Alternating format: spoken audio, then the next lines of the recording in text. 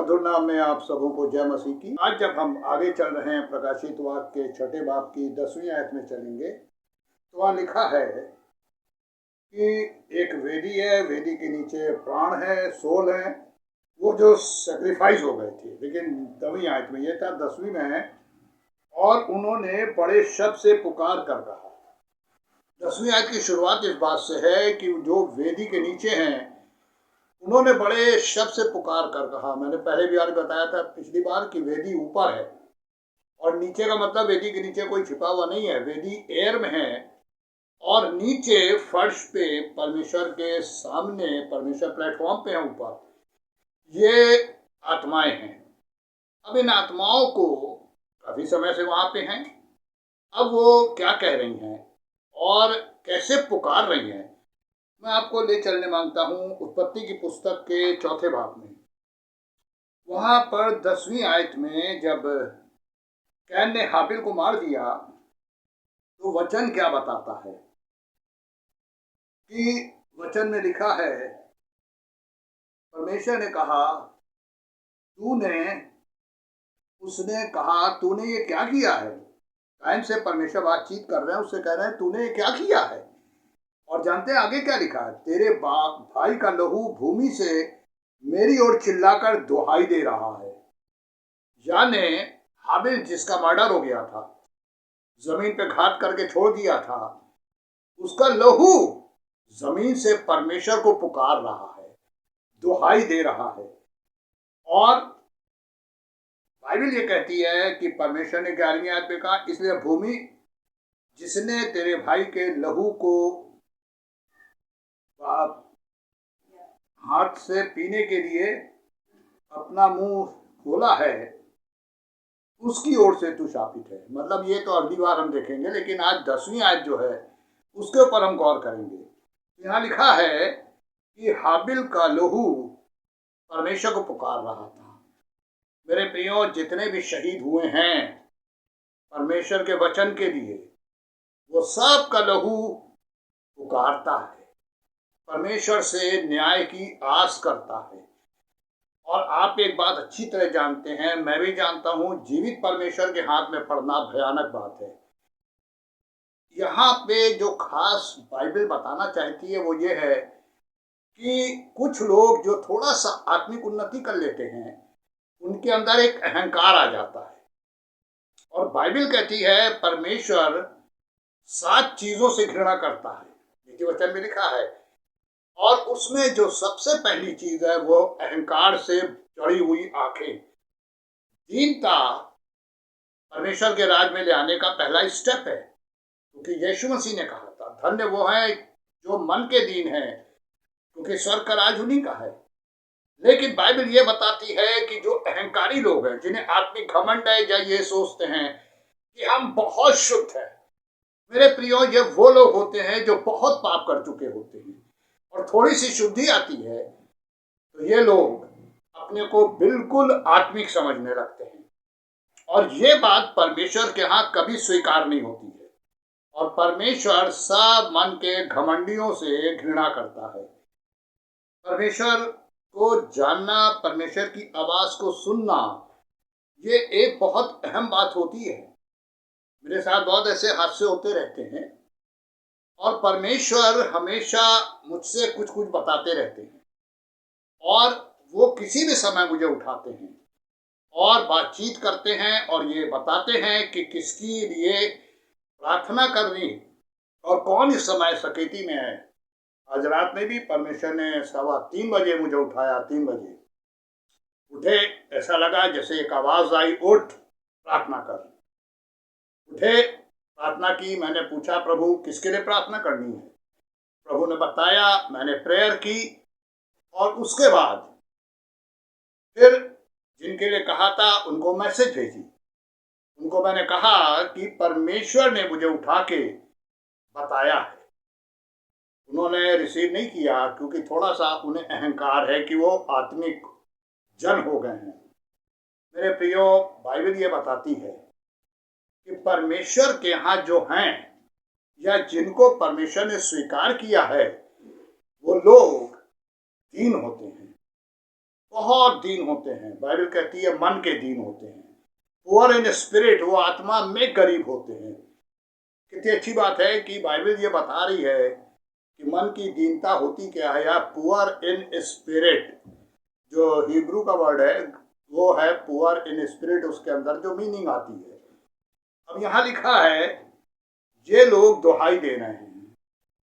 Bible में हम लोग एक बात अच्छी तरह जानते हैं कि जब यीशु मसीह के साथ चेले जा रहे थे, एक गांव में से वो निकलना चाहते थे, लेकिन उस गांव वालों ने उनको निकलने नहीं दिया। तो चेलों ने क्या बोला था, हे गुरु, क्या हम स्वर्ग से आज्ञा दे कि उनके ऊपर आग गिरे, वो भस्म हो जाएं? तो प्रभु यीशु ने क्या कहा था, नहीं, तुम लोग अब उस आत्मा के नहीं हो। ठीक है, आत्मा तुम्हारे वश में है, तुम बोल दोगे गिरेगी, लेकिन अब तुम उस आत्मा के नहीं हो। और उस मार्ग से बदल कर दूसरे मार्ग से चले गए। प्रभु यीशु हमेशा शिक्षा देते थे दीनता के ऊपर, क्योंकि वो खुद भी दीन बने। वचन में लिखा है जो स्वर्ग का राजा था पैदा चरनी में हुआ, और ऐसी जगह पाले गए जो गौशाला थी, और ऐसे तरह पले कि पिता उनके लकड़ी का काम करते थे, कारपेंटर थे, और उसी में उनकी परवरिश हुई।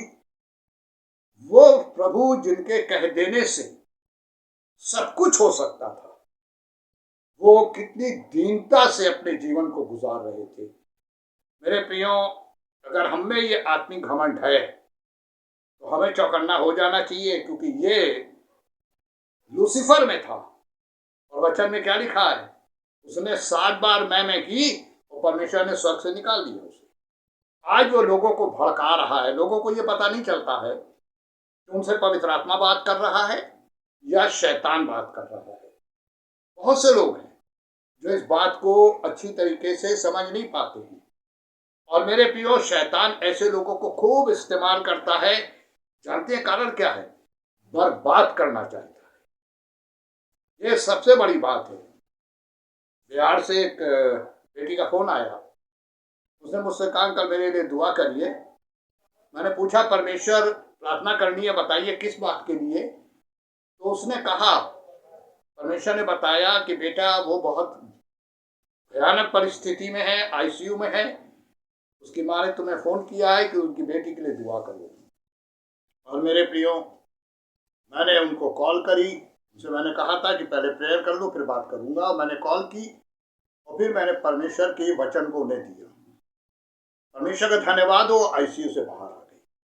परमेश्वर ने चंगा किया एक दिन में। ये वायदा है प्रभु का।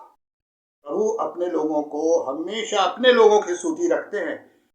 अब आपको हम पढ़ा रहे रोमियो 8:9 में क्या लिखा है, जिसमें परमेश्वर का आत्मा नहीं वो उसका जन नहीं।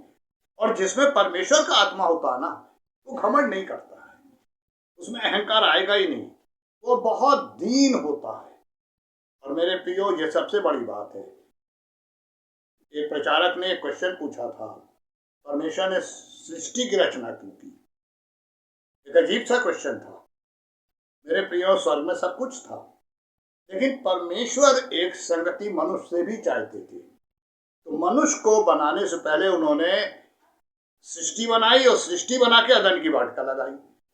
आज हम कभी इस बात को सोच पाते हैं कि हमारे पृथ्वी पर आने से पहले परमेश्वर ने हमारे लिए सारा इंतजाम कर रखा है, कोई घटी कमी नहीं होने देते। वचन कहता है जवान शेर भूखे रह सकते हैं, परमेश्वर के डरवैयों को किसी भली वस्तु की घटी नहीं होगी। मुझे याद है उसे दिनों में जब मैं ड्यूटी कर रहा था, और एक कैशियर जिसे मेरा पेमेंट करना था, उसने मेरा पेमेंट नहीं किया, और मुझे क्रिसमस में घर आना था जबकि ऑर्डर हो चुका था। और अपने जोश में कि मेरे डिप्टी जी है, मुझे बहुत मानते थे, मैं उन तक चला गया। वहाँ जाके मैंने उनसे कहा कि सर मेरा पेमेंट का ऑर्डर हुआ था, मुझे आज जाना है बच्चों को लेके इलाहाबाद अपने फेस्टिवल के लिए, आपने मुझे छुट्टी भी दे रखी है, लेकिन मेरा पेमेंट नहीं मिला। उन्होंने फौरन गाड़ी भेजी कैशियर के घर। उसको ये अंदाज नहीं था, वो बुलाया गया। जीएम ने एक ही क्वेश्चन पूछा, डिप्टी जीएम ने, कि इनका पेमेंट क्यों नहीं किया? अरे सर वो बोले बहानेबाजी नहीं, मुझे ये जानना है कि इनका पेमेंट क्यों नहीं किया। और उसने फिर बहाना बनाया मेरी तबीयत खराब हो गई। बोले दे के चले जाते, तुम ऑफिस आए थे, भाई सिग्नेचर है, फिर तुम चले गए। पेमेंट उसने किया, मैं अपनी सीट पे बैठा था, मुझको दूसरे दिन सुबह क्रिसमस के लिए निकलना था। 5 बजे ऑफिस बंद हो जाता है, मेरी सीट पे आया, मुझसे कहने लगा आपने मेरी शिकायत कर दी। मैंने कहा मैंने शिकायत नहीं की है, आप घर में थे, आपको ऑर्डर सुबह मिल चुका था, तो मुझे तो जाना है, मेरा साल का एक फेस्टिवल है, आपने पेमेंट क्यों नहीं किया। और तब उसने मुझसे एक बात कही कि मैं भूल गया था। तो मैंने कहा कि मैंने पहले आपके ही, आप भी यहीं करीब रहते हैं, मैंने पहले आपसे ही आके कहा था, डिप्टी जीएम से बात करने से पहले आपसे कहा था। आपने कहा था अरे देखा जाएगा। मैंने कहा अगर यही शब्द मैं उनसे कहता तो क्या होता। और एकदम से प्यून एक ऑर्डर लेके आया और उससे कैशियर की सीट छीनी जा रही थी, और वो एकदम रोक दिया, क्योंकि वहां पे पेमेंट भी मिलता था थोड़ा बहुत एक्स्ट्रा उन लोगों को। फिर मेरे रूम में आया, कहने लगा आपको मालूम मेरे साथ क्या हुआ। उसने बताया। तो मेरे प्रियो में गया, मैंने उस ऑर्डर को उन्हें वापस करवाया। मैंने कहा सर वो अपॉलॉजी मांग चुका है, क्षमा कर दीजिए। मैं परमेश्वर का धन्यवाद करता हूँ कि उसने, जब मैं ट्रांसफ़र हुआ और लोग फेयरवेल दे रहे थे, तो उसने एक बात कही थी कि मैंने नहीं सोचा था कि ये मेरे ट्रांसफ़र ऑर्डर को डिप्टी जीएम से कैंसिल करा देंगे, जबकि मैंने इनके संग ऐसा किया। मेरे प्रियो, ये नहीं कह रहा कि मेरे अंदर क्षमा की आत्मा है, लेकिन जो हमारे प्रभु ने सिखाया है वो यही है कि हमें क्षमा करना है। ये जो लोग दुहाई दे रहे हैं, जब ये पृथ्वी पर थे तो जानते क्या करते थे। स्टेफनस के ऊपर पत्थर मारा हो रहा था तो क्या बोल रहा था, मेरी आत्मा को स्वीकार करिए।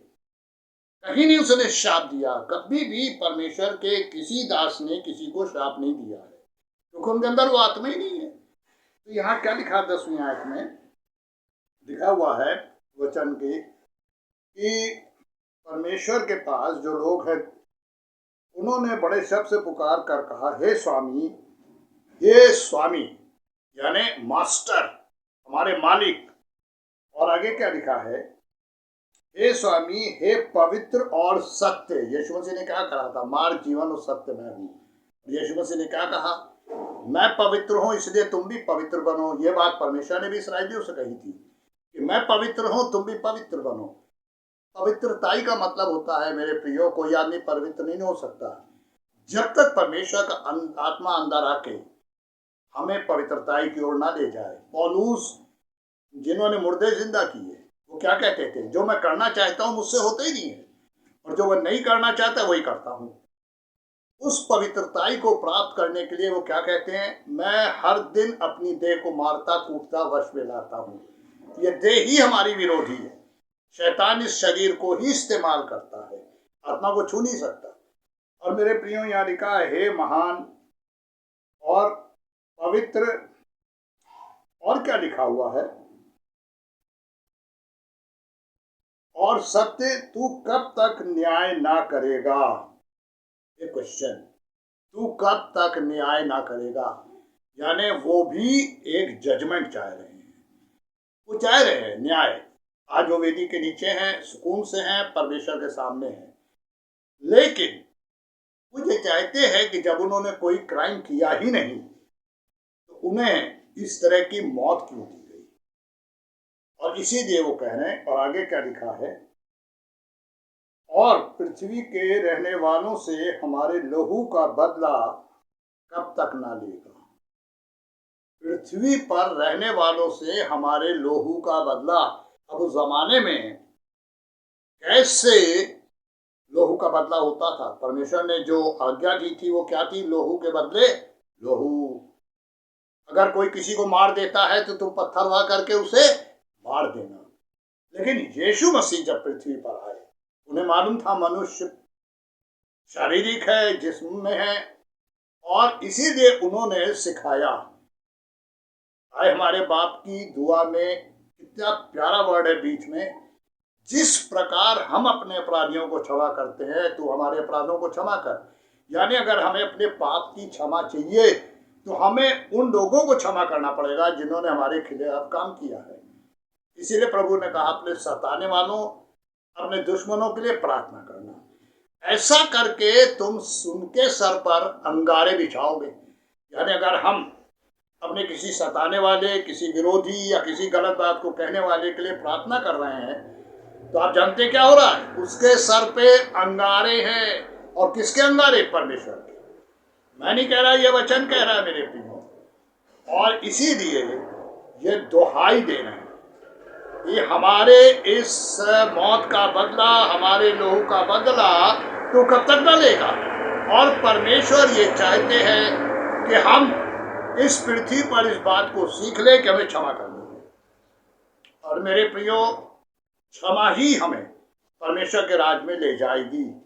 आप अच्छी तरह से वचन पढ़ते हैं, आपको पता होगा, अगर पढ़ा होगा, कि जब मूसा ने मैरिज कर ली एक स्त्री से, उसकी पहली पत्नी मर गई थी, तो उसकी बहन और उसके भाई ने उस पर कुड़कुड़ाया और मूसा दुखी हो गया। उस दुख को परमेश्वर ने देखा और परमेश्वर ने क्या किया? मरियम कोढ़ीन हो गई। लेकिन बाइबल ये कहती है कि जैसे ही मूसा ने अपनी बहन की गली हुई अवस्था देखी तो वो उसने अपना जीवन दांव पे लगा दिया। परमेश्वर के पास गया और बोला, हे परमेश्वर, हे पिता, इसे क्षमा कर, क्योंकि देख नहीं पाता था। इसे क्षमा कर, अन्यथा मेरा नाम जीवन की पुस्तक से हटा दे। वो हमेशा इस बात को डिक्लेयर करता था। इसीलिए बाइबल कहती है, मूसा, गिनती 12:3 में लिखा, इसीलिए मूसा सब पृथ्वी पर रहने वालों में सबसे दीन था। मेरे प्रियो, यहाँ पर ये अब दुहाई देंगे, लेकिन पृथ्वी पर इन्होंने क्षमा किया। अगर हम चाहते हैं कि सचमुच इस स्टेज तक हम आए, तो हमें भी क्षमा की आत्मा अंदर रखनी पड़ेगी।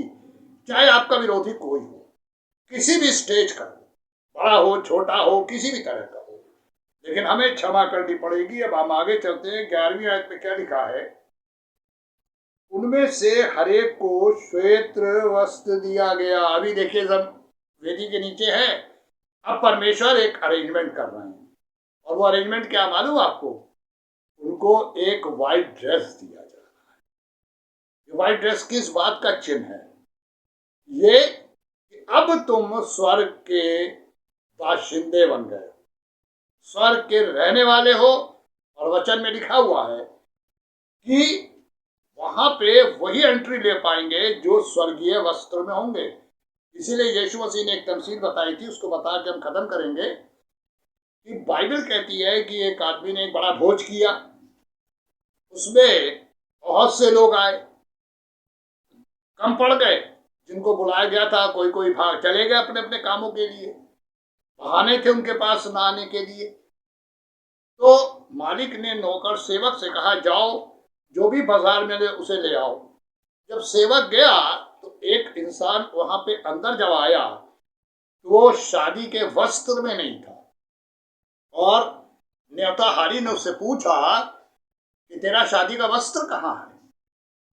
और उसके पास कोई जवाब नहीं था। मेरे प्रियो, उस जमाने में ट्रेडिशन था कि अगर कोई किसी मैरिज बंकट में या किसी मैरिज के त्यौहार में जाता था, शादी के दावत में जाता था, तो वो एक खास ड्रेस पहनते थे। ये हिब्रू प्रथा थी और उसी के द्वारा वो अंदर आते थे।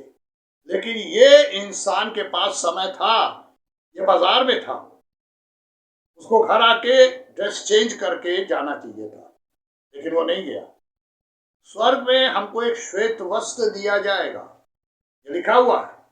जो वेदी के नीचे थे उन्हें श्वेत वस्त्र मिला, पवित्रताई उड़ाई जाएगी, क्योंकि परमेश्वर पवित्र है।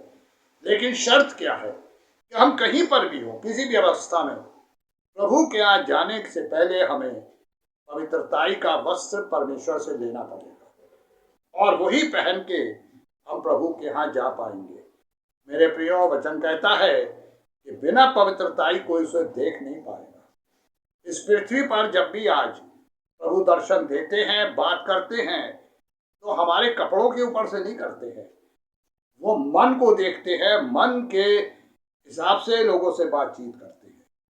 मेरे प्रियो, परमेश्वर ये चाहते हैं कि हम इस बात को अच्छी तरह से समझ लें कि अगर हम अपने को परमेश्वर के लिए शहीद करते हैं, अपनी अभिलाषाओं को शहीद करते हैं, अपनी इच्छाओं को मार देते हैं, तो बाइबल ये बताती है कि तब हमें वेदी के नीचे का स्थान मिलेगा और एक श्वेत वस्त्र मिलेगा।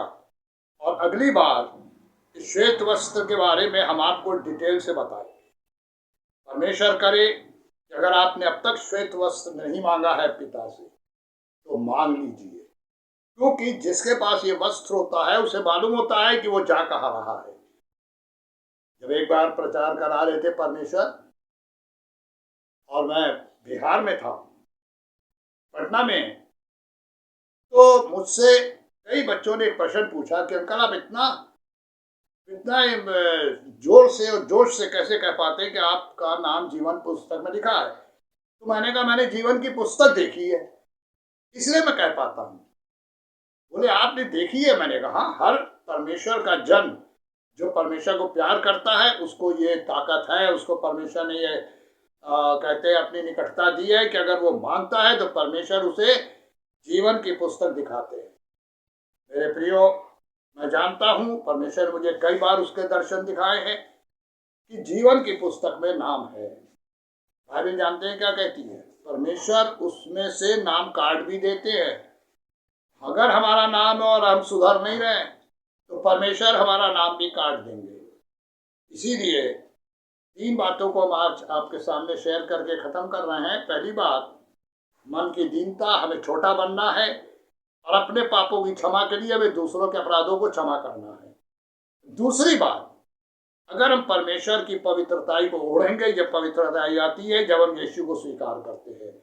वचन कहता है जिसमें परमेश्वर का आत्मा नहीं वो उसका जन नहीं, और जिसमें परमेश्वर का आत्मा होता है उसमें क्षमाशील होता है, वो दूसरों के गुनाहों को माफ करता है।